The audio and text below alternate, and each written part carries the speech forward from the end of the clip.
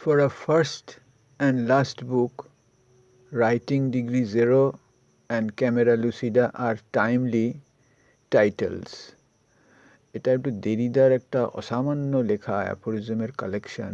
ঠিক অ্যাফোরিজমও নয়, এক ধরনের ফ্র্যাগমেন্টারি এবং লেস দ্যান ফ্র্যাগমেন্ট, মানে আচমকা শেষ হচ্ছে যেগুলো। ফ্র্যাগমেন্টেরও এক ধরনের পূর্ণতা থাকে, দেরিদা এরকম ক্লেম করছেন অন্যত্র একটা অ্যাফোরিজমে, সেটা নিয়েও কখনো আলোচনা করা যাবে। For our first and last book, Writing Degree Zero and Camera Lucida are timely titles.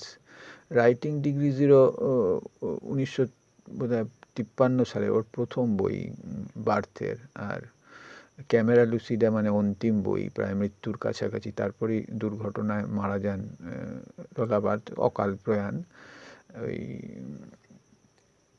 এই দুটি প্রান্ত বইকে একত্রে রেখে পরিপ্রেক্ষিতে আলোচনা করছেন হচ্ছে দেরিদা এক ধরনের অবিচুয়ারি সেলিব্রেশন। ওই মৃত্যুতে যে লেখা পাঠ করেছিলেন কিছুদিন পরে বোধহয় করেছিলেন, it is a dreadful and dreadfully unstable timeliness. এটা একটা অদ্ভুত ডাবল মিনিং ব্যবহার করেন। সময় কখনো তার প্রকৃত সময়ে থাকে না, সে সময়ে বিচ্যুত হয়ে সেই সময়ের সম্মুখীন আমাদের করে। আমি যে সময়ে বাস করছি সেই সময়টা তার অন্টোলজিক্যালি একটা ডিসপ্লেস টাইম, আমরা হিস্টোরিক্যালি একটা ডিসপ্লেস টাইম, এটা ডিসলোকেশান। এটা একটা খুব থিওরিটিক্যাল অবস্কিওর জায়গা। এটা ব্লাসও অন্যত্র বলেছে, দ্য অবস্কিওরিটি অফ ইন্টারিম, এই জাতীয় বিষয়। ওগুলো পুঙ্খানুপুঙ্খ আলোচনার দাবি রাখে। It is a dreadful and dreadfully unstable timeliness made up of chance and predestination. এখানে আরেকটু ক্ল্যারিফাই করলেন যে এটা আকস্মিকতা বা চান্স তো এক ধরনের মালারমিয়ান, এটা একটা মালারমিয়ান স্টেটমেন্ট।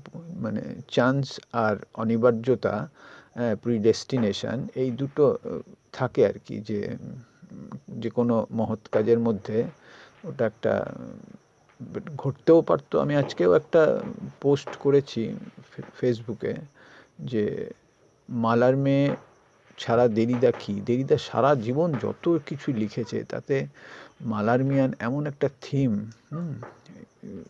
কনস্ট্যান্টলি তাকে হন্ট করেছে, এবং তার জন্য লেখার মধ্যে এত সূক্ষ্মতা বা এত সৌন্দর্য, এত মানে অন্তর্ঘাত তৈরি হয়েছে যে ওর লেখা একটা বিরাট ডাইমেনশান পেয়েছে। অথচ দেরিদা আমার মতে, মানে মালারমে যদি নাও জন্মাতেন, দেরিদা একটা চেহারা নিত আর কি, মানে অসম্ভব সেই দেরিদাই পাওয়া যেত অলমোস্ট। মানে দেরিদা আসলে তো হাইডেগেরিয়ান, হাইডেগার ছাড়া দেরিদা কি হতেন আমি ভাবতে পারি না। এগুলো যদিও স্পেকুলেশান, শখের স্পেকুলেশানও বলতে পারেন, কিন্তু এটা আমার খুব হঠাৎ হঠাৎ এই ধরনের জিনিস মনে হয় একটা বিদ্যুৎ চমক ঘটলো, একটা আবিষ্কার করলাম, একটা গোপন তত্ত্বই যেন আমি খুঁজে পেলাম, এবং সেটা আমি খুঁজছিলামও না, হঠাৎই পেলাম, মানে হঠাৎ দেখা পাওয়ার মতো।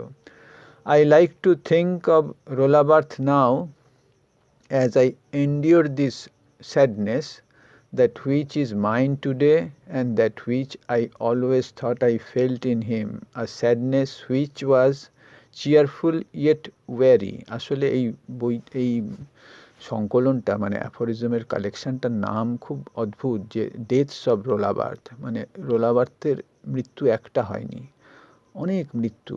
এই তো সেলিনও বলেছেন যে ডেথ অন ইনস্টলমেন্ট প্ল্যান। আমাদের ছোট ছোট মৃত্যু দিয়ে আমরা তৈরি হই আর কি, অজস্র মৃত্যু। কত ঘটনায় মৃত্যু হয়, মানে ধরুন যদি আমি পার্সোনাল মডেস্ট হিস্ট্রি বলি, যে আমার বান্ধবী যখন চলে গেল তখন তো আমার মৃত্যু হয়েছিল। তারপরে আমি একজন সার্ভাইভার যে সে মার্জিনালি বাঁচে, সে তার অনেকটা বড় হিস্সা তার চলে যায়, হ্যাঁ, সেই হিস্সাটা বাদ দিয়ে সে বাঁচে। সেই বাঁচাটাও অসাধারণ বাঁচা, এবং একটা জরা বা একটা পিকাসো কি এঁকেছে, পিকাসো তো এঁকেছে, মানে পিকাসো রুইন এঁকেছে, মানে ছবি আঁকার যে সেন্সুয়াল আনন্দ, যে আমোদ, যে রসালো ব্যাপার, সেটা পুরোটা বর্জন করেও শুধু আর্মেচার, শুধু কাঠামো তার ভেতরের স্ট্রাকচার, তার ভেতরের স্কেলেটাল রিয়ালিটি, হ্যাঁ, এগুলো তো সার্চ করেছে। সুতরাং মানুষ তো ওরকমই যে সে মন্দিরটার ওই সুস্থ মন্দিরটায় বাঁচে না, সে মন্দিরের একটা ক্ষয়িষ্ণু চেহারার মধ্যে সে সৌন্দর্য খুঁজে পায়। আমরা তো ওয়াটার কালার বা যা কিছু করি, পেন্সিল কাজ, যেখানে ভাঙা ইট, মানে ভেতরের পলেস্তেরা ভেঙে, যেখানে ইট মানে আকর্ণ বিস্তৃত দন্তপাংক্তি বার করে রেখেছে, সেইখানেই আমরা সেই সব ছবি আঁকি, ভাঙা চোয়াল, বিধ্বস্ত মুখ, হ্যাঁ, সেই সব আঁকি। সুতরাং ওইটা এইরকম। I like to think of Rola birth now as I endure this sadness. ওর মৃত্যুর যে দুঃখ, অকাল প্রয়াণের মৃত্যু এবং আকস্মিক মৃত্যু, এমন নয় যে কোনো দুরারোগ্য ব্যাধিতে তিনি মারা গেছেন। তাহলেও মানুষ এক ধরনের প্রস্তুতি থাকে, বার্ধক্যজনিত বা কোনো টার্মিনাল অসুখে। That which is mind today and that which I always thought I felt in him, a sadness which was cheerful yet weary.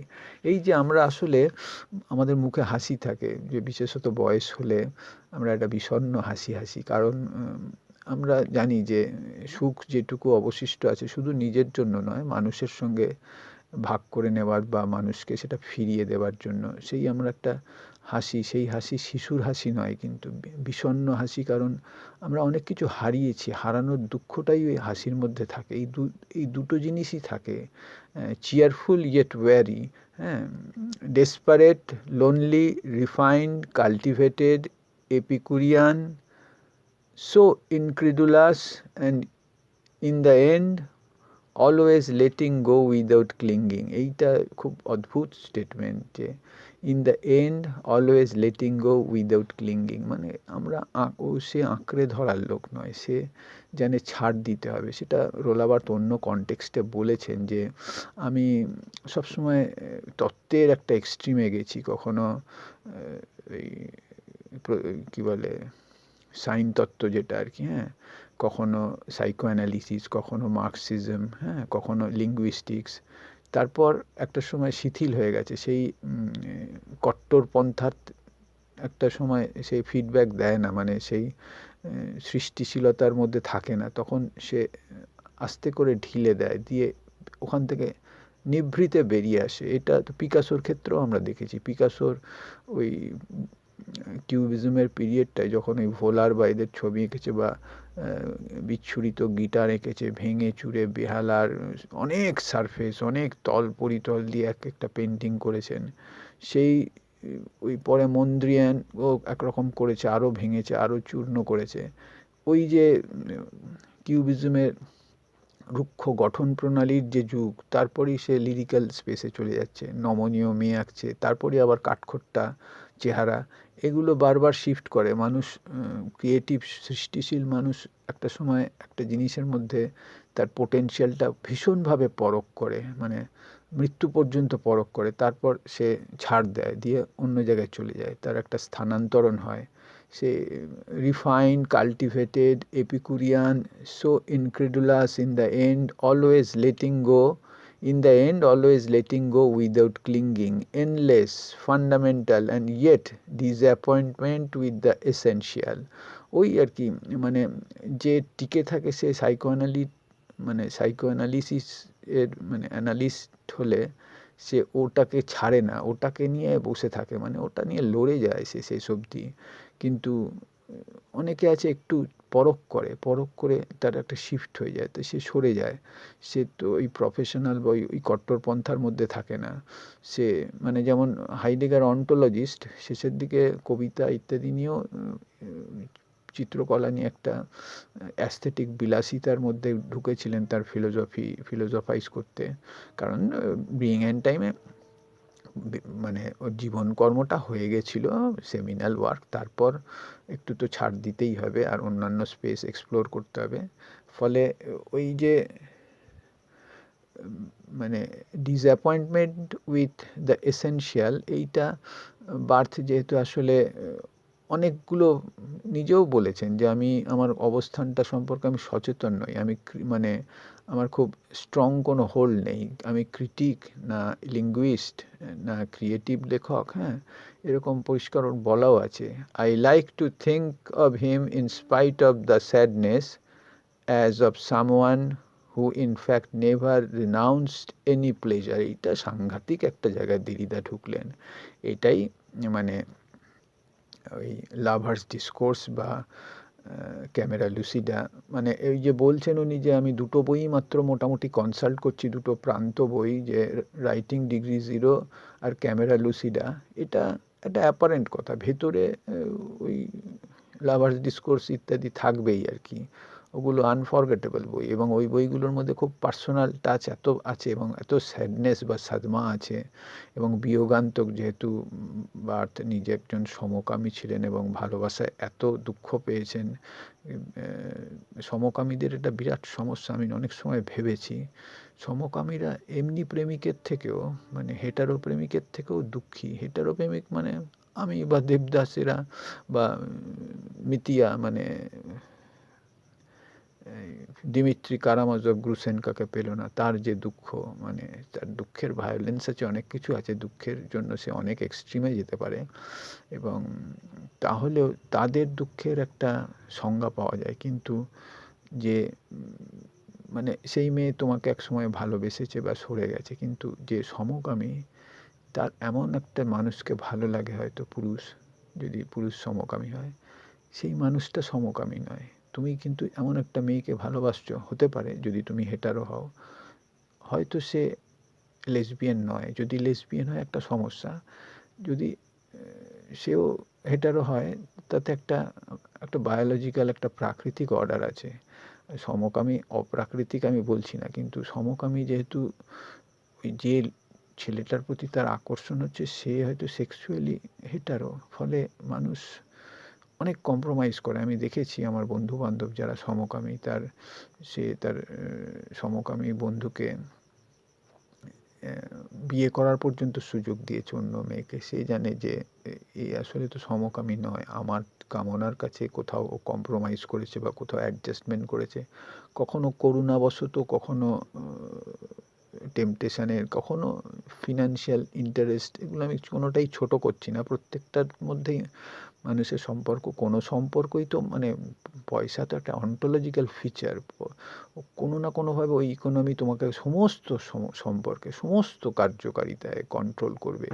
ওই আমাদের কমল চক্রবর্তী, খুব মজার, ও তো বিরাট অভিজ্ঞতা, নানা রকম ভ্রাম্যমাণতা থেকে ওর অনেক ইন্টারাকশান ওর হয়েছে। ও একটা বাউল লেখক।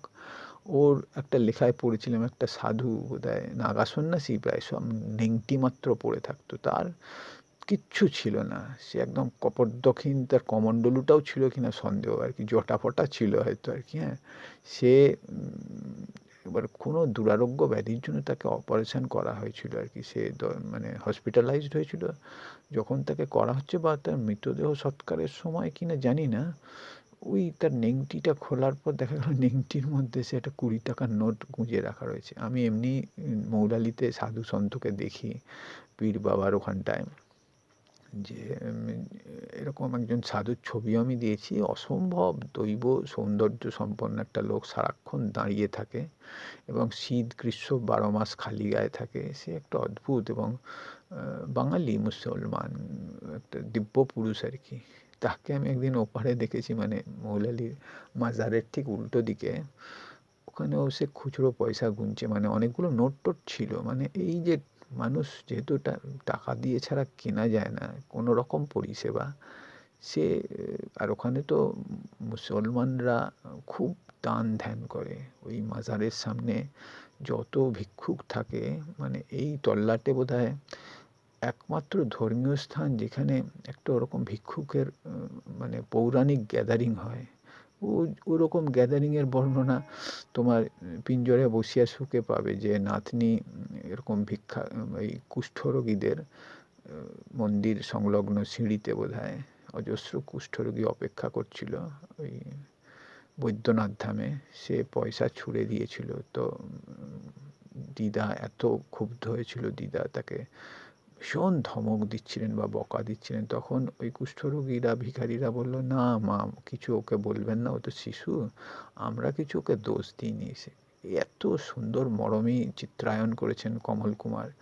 তো ফলে ওই নেভার রিনাউন্সড এনি প্লেজার, এই প্লেজার এমন একটা জিনিস, প্লেজার থিঙ্কারের কাছে নিষিদ্ধ জিনিস। প্লেজার নিয়ে হাইডেগার তোমাকে এন্টারটেন করবে, এটা প্রায় ইম্পসিবল ব্যাপার। আর আমরা ধরেও নিয়েছি যে আমরা প্রায় ফিলোজফার, থিঙ্কার, ব্রহ্মচারী আমরা, হ্যাঁ, আমরা প্রতিজ্ঞাবদ্ধ যে আমরা এন্টারটেনমেন্টকে সর্বতোভাবে রিফিউজ করব। ওই যে আমাদের বলেছিলেন, ওটা আমি খুব তখন একটু ক্ষুব্ধ হলেও পরে ভেবে দেখেছি খুব অসাধারণ একটা কথা। ওই এক্সেন্ট্রিক লোকই বলতে পারে। ওই নীরদ সি চৌধুরী বোধহয় সত্যজিৎ রায় সম্পর্কে বলেছিলেন, ও মেয়ার এন্টারটেনার, মানে ও বলতে পারে ওরকম লোক। তো গুরুজন তুল্য লোক, এবং সত্যজিৎ রায় ওকে শ্রদ্ধা করতেন খুব, অসম্ভব মানে মানে বিদ্যোৎসাহী মানুষ একজন, মানে বিরল। এটা 20th সেঞ্চুরির লোকই নয়, ও 18 শতকের একজন লোক। আমি ওর কিছু গদ্য বাংলা পড়েছি, মানে তুখোড় কমল মজুমদারের মতো না হলেও সে এক ধরনের সাধু ভাষা। তাতে এমন সব ইডিওসিনক্র্যাটিক শব্দ প্রয়োগ আছে, বোঝা যায় ওই লোকটা যে ভাষায় কথা বলে ওই ভাষায় লিখতে পারে। এইটাই তো আসল ক্রেডিট, মানে তুমি যে ভাষায় কথা বলো। যদিও অনেকে কথা বলতেও জানে না, মানে কথা বলতে মায়ের কাছে কথা শিখতে হয়। যে মা চ্যাটাং চ্যাটাং করে কথা বলে, মানে কথার মধ্যে যে বিষ আছে, যে আছে, যে মার সোশ্যাল ব্যাপার। তো মায়েরা এত সংসারের হেঁসেল ঠেলে ঠেলে স্ট্রাগল করে করে, তো তাদের একটা অন্য ভাষা হয়। বাবা একটা অন্য প্রজাতি, তারা রেস্টুরেন্টে যায়, ইন্টারাকশান হয়, ইন্টেলেকচুয়াল কথা বলে, পেপার পড়ে, তারা একটা হরাইজন্টাল আর মায়েরা হচ্ছে মনুমেন্টাল, তারা পারপেন্ডিকুলার, মানে বিদ্যুতের মতো ঝলক দেয়। সেরকম ভাষা যে লিখতে পারে, সে নীরদ চৌধুরী ওটা লিখতে পারতো। ওই জন্য সত্যজিৎ রায়কে বলছে মেয়ার এন্টারটেনার। আমি নিজেও খুব এন্টারটেনমেন্ট বিরোধী একটা জায়গায়, যে অ্যাটাক, মানে এন্টারটেনমেন্ট হচ্ছে অ্যাটাক। হ্যাঁ, এই দেরিদা হিমসেলফ কোনো দিন এন্টারটেনমেন্টের দিকে যাননি। লেখাটা তার এত ভয়ঙ্কর লেখা, তো দেরিদার লেখা তো ওই জন্য কেউ পড়ে না। ওই জন্য তো আমি তোড়ফোড় দেরিদিয়ান, কারণ আমি জানি যে দেরিদার লেখা কেউ পড়বে না। জয়েস ইত্যাদিও পড়তে পারে, যেহেতু ফিকশান।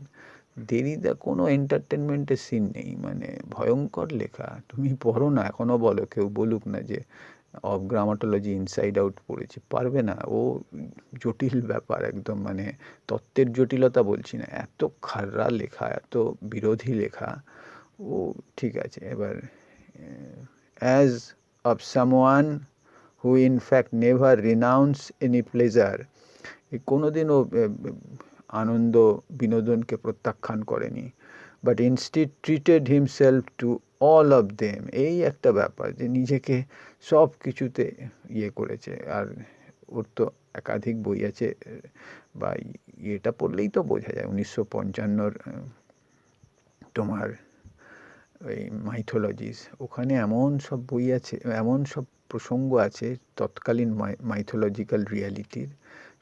ওতে বোঝা যায় সে কোনো কিছু সে বাদ দেয়নি, বিনোদনের এস্থেটিক অভিযানের কোনো কিছু বাদ দেয়নি। আর দেরিদা এটা ধরেছে, দেরিদা ধরতে পেরেছেন, কারণ দেরিদা নিজে কোনো দিন বিনোদনের গল্পে ঢোকেননি।